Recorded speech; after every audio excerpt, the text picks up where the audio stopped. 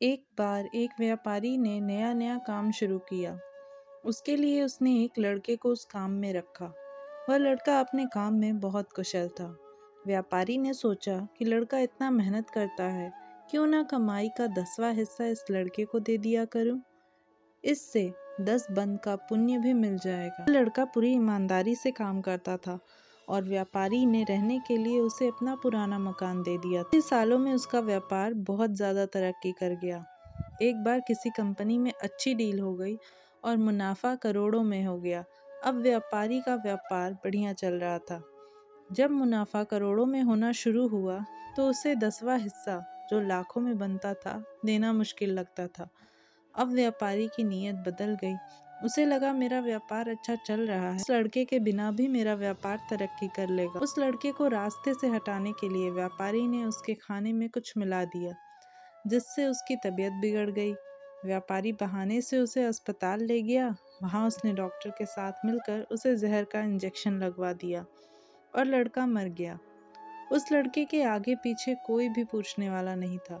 व्यापारी ने अपने पत्नी को बोल दिया कि तबीयत ज़्यादा बिगड़ने के कारण उस लड़के की मौत हो गई। की मौत के 1 साल बाद उसके घर बेटा पैदा हुआ। उसके घर में बहुत खुशी मनाई गई। धीरे धीरे लड़का बड़ा होने लगा। 21 साल का होते ही उसकी शादी कर दी गई। शादी के अगले दिन ही लड़का बीमार हो गया। उसे ऐसा ऐसा रोग लगा कि डॉक्टरों को समझ ही नहीं आता था कि उसकी बीमारी क्या है। उसका सारा पैसा धीरे धीरे खत्म होने लगा। लड़के की पत्नी को दिन रात ताने सुनने पड़ते कि इसके आने से ही लड़का बीमार हुआ। इसकी किस्मत अच्छी नहीं है, यह मनहूस है।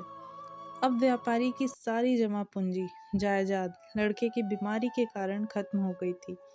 अब उसी पुराने टूटे फूटे मकान में आ गया जो कभी उस लड़के को रहने के लिए दिया था। लड़का एकदम मरने की कगार पर था। एक दिन जब व्यापारी की आंख लगी, उसे सपने में वही लड़का दिखाई दिया जिसे उसने कुछ साल पहले जहर का इंजेक्शन लगवाकर मार दिया था। सपने में उसने पूछा, सेठ जी, क्या आपने मुझे नहीं पहचाना? मैं ही आपका बेटा बनकर इस जन्म में आया हूँ। आपने मुझे 10वां हिस्सा देने की बजाय मरवाना सही समझा। अब उस 10वें हिस्से का कई गुना आपको मेरी बीमारी पर लगाना। व्यापारी कहता है कि मैंने तो तुम्हें मरवाया तो अपने उस कर्म का फल भोग रहा हूँ। उस लड़की की क्या गलती है? उसने क्यों शादी के बाद एक दिन भी सुख का नहीं भोगा? लड़के ने कहा कि वह डॉक्टर जिसने मुझे जहर का इंजेक्शन दिया था, इस जन्म में वही मेरी पत्नी बनी है। मुझे इंजेक्शन लगाने के अगले दिन ही उसकी मौत हो गई थी। एक डॉक्टर का कर्म होता है कि अपनी दवाई से किसी की जान बचाना, ना कि उसकी जान लेना। वह भी अपने पिछले जन्म के कर्मों का ही फल भोग रही है। जब व्यापारी जानता था कि इंजेक्शन लगाने के अगले दिन ही डॉक्टर एक दुर्घटना में मर गया था, जिस दिन व्यापारी को सपना आया उसी दिन उस लड़के की मौत हो गई। सच ही कहते हैं, कर्म फल भोगना ही पड़ता है। व्यापारी को उसी जन्म में भोगना पड़ा।